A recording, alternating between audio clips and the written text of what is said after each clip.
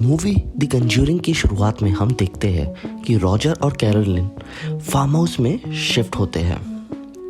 ये farm house हैरिसविल, roads island में है। ये दोनों कपल अपनी 5 बेटियों जो है एंड्रिया, नैन्सी, क्रिस्टीन, सिंडी और अप्रैल के साथ शिफ्ट हुए हैं। ये फैमिली जब घर में एंटर करती है तब देखती है कि इनका डॉग सैडी घर में घुसने से रिफ्यूज कर रहा है। जब ये लोग घर में होते हैं तब उनको घर में एक कमरा दिखता है जिसको ब्लॉक करके बंद किया होता है और यहाँ से मूवी द कंज्यूरिंग की शुरुआत होती है।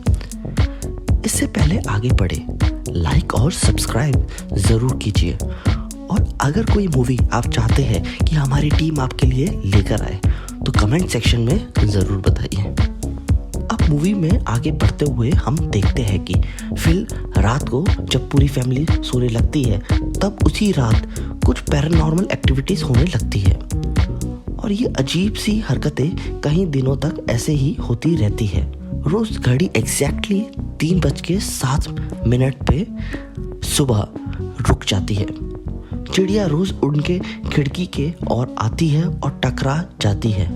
सैडी जो फैमिली का डॉग है जो घर के अंदर घुस नहीं रहा था, उसको अगले दिन सुबह सुबह मरा हुआ पाता है पूरी फैमिली।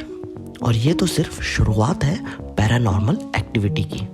अब आगे बढ़ते हैं और देखते हैं कि कैरोलिन जब सुबह उठती है तब उसको अपने शरीर में बड़ी चोट दिखाई देती है और उसी रात क्रिस्टीन को एक आत्मा दिखती है। अगली रात को कैरोलिन को तालियां बजाने की आवाज़ सुनाई देती है और जब वो उसे देखने जाती है तब वो बेसमेंट में फंस जाती है और उसी वक्त एंड्रिया और सिंडी पर एक आत्मा अटैक कर देती है। अब तक पूरा परिवार डर चुका था और उनको विश्वास था कि घर में कोई तो है, कुछ तो आत्मा है जो उन सबको बहुत तंग कर रही है। इन सब से बचने के लिए कैरोलिन डिसीजन लेती है और डीमोनोलॉजिस्ट यानी भूत भगाने वाले स्पेशलिस्ट एड और लॉरेन वॉरेन से मिलती है। ये दोनों बहुत ही मशहूर डीमोनोलॉजिस्ट हैं और इस वक्त एक गुड़िया जो कि है एनाबेल उसमें घुसी हुई आत्मा पर रिसर्च कर रहे होते हैं। कैरोलिन की बातें सुनकर वॉरेन केस लेने को तैयार हो जाता है और इन्वेस्टिगेशन करने आते हैं कैरोलिन के घर में। लॉरेन को इन्वेस्टिगेशन के दौरान पता चलता है कि बुरी आत्मा ने इनके पूरे परिवार को परेशान और तंग किया हुआ है और घर छोड़कर जाने से खत्म नहीं हो जाएगा जो भी हो रहा है इनके साथ। इस घर पे और रिसर्च के लिए वॉरेन्स इस घर में कैमरा, रिकॉर्डर्स और बेल्स जगह जगह लगा देते हैं अपने असिस्टेंट ड्रू थॉमस और पुलिस ऑफिसर ब्रैड हैमिल्टन के साथ। इस घर पे जब और रिसर्च करने लगते हैं तब पता चलता है कि ये घर पहले बाथशेबा शेरमैन जिसने अपने एक हफ्ते छोटे बेबी को डेविल के लिए सैक्रिफाइस कर दिया था और अपने आप को 3:07 पे सुबह मार लिया था और मरते वक्त उसने श्राप दिया था उन सभी लोगों को जिसने भी उसका घर, उसके लैंड पे कब्जा किया हो।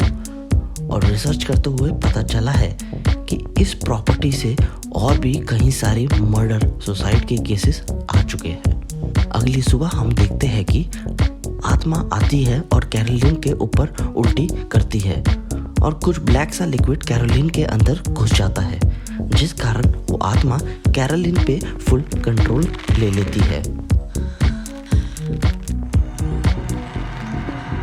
उसी रात को उन्हें रेडियो के जरिए से पता चलता है कि आत्मा सिंडी को अलमारी की ओर बुला रही है। जब अलमारी की ओर जाती है तब लॉरेन को भी एक सीक्रेट रास्ता दिखता है जो अलमारी से कहीं तो जा रहा है। लॉरेन जैसे ही एंटर करती है वो एकदम से गिर जाती है और बेसमेंट में पहुंच जाती है। वहां बेसमेंट में लॉरेन को वो आत्मा दिखती है जिस पे बाथशेबा की आत्मा ने कंट्रोल करके अपने ही बच्चे को मरवा दिया था। उसी दौरान लॉरेन देखती है कि उसने अपना लॉकेट खो दिया है। इस लॉकेट में उसकी बेटी की फोटो है। उसी वक्त बाथशेबा नैन्सी पे अटैक करती है और ये हमला कैमरे में कैप्चर हो जाता है। लॉरेंस को अब पूरा विश्वास है कि उन्होंने पूरा सबूत इकट्ठा कर लिए हैं, इसीलिए अब वो कैथोलिक चर्च से एक्सॉर्सिज्म करने को कहते हैं। जब तक एक्सॉर्सिज्म हो रहा है घर के सारे सदस्य एक होटल चले जाते हैं रात गुजारने के लिए। तब तक एड और लॉरेन फादर गॉर्डन के पास सबूत लेके जाते हैं और एक्सॉर्सिज्म करने की डिमांड करते हैं, मगर फादर गॉर्डन उनको बताता है कि उस घर में रहने वाली फैमिली चर्च के मेंबर्स नहीं है, इसलिए परमिशन चर्च के मेन हेडक्वार्टर वेटिकन से आएगा। फादर गॉर्डन कुछ नहीं कर सकते इसमें। उसी वक्त हम देखते हैं कि वॉरेन के फैमिली में उनकी बेटी जूडी पे बाथशेबा अटैक कर देती है एनाबेल के सहारे। लेकिन एन वक्त पर एड वहां पहुंच जाता है और अपनी बेटी को बचा लेता है। एनाबेल तब तक अपने बॉक्स में और बाथशेबा अपने लैंड पे वापस चले जाते हैं। तभी हम देखते हैं कि कैरोलिन अपनी बेटी क्रिस्टीन और अप्रैल को वापस अपने घर लेके चली जाती है, उनको जान से मारने के लिए। सभी लोगों का ग्रुप उस वक्त वहां पहुंच जाता है और कैरोलिन को अपनी बेटी पे मारने से रोक लेता है और उसको चेयर से बांध देते हैं। एड को लगता है कि वेटिकन की ओर से रिप्लाई की वेट नहीं कर सकते, तो उसको खुद ही एक्सॉर्सिज्म करने लगता है और वो एक्सॉर्सिज्म करना स्टार्ट करता है। लेकिन इस प्रोसेस के दौरान कैरोलिन वहां से भाग जाती है और अप्रैल पे हमला करके उसको मारने लगती है। लेकिन उसी समय लॉरेन कैरोलिन को याद दिलाने लगती है स्पेशल मेमोरीज बिताई है जो भी उसने अपनी फैमिली के साथ, और उसी टाइम एड भी एक्सॉर्सिज्म खत्म कर देता है और कैरोलिन को बचा लेता है।